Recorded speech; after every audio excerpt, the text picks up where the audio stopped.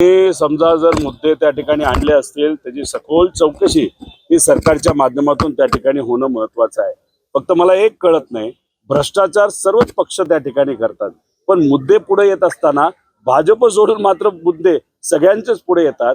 सामाजिक कार्यकर्त्यांना मला विनंती आहे, हे सरकारच भ्रष्ट आहे।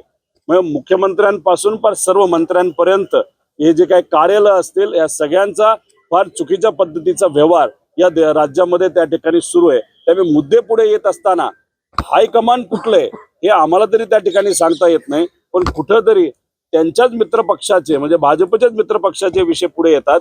जे कुठले असतील पुरावे असतील तर शहानिशा होणं महत्वाचं आहे। पण आमचं मत आहे, नागरिकांचं मत आहे, सामाजिक कार्यकर्त्यांनी काम करत असताना भेदभाव न करता सर्वच पक्षांचे भ्रष्टाचाराचे मुद्दे पुढे घेऊन आणले पाहिजे आणि त्याच्यावर सखोल चौकशी झाली पाहिजे। त्या जर सर्व पक्षाचे मुद्दे घेऊन आंदोलन करायला तयार असतील, आम्ही सुद्धा त्यांच्याबरोबर राहून महाराष्ट्र हितासाठी आंदोलन त्या ठिकाणी करू।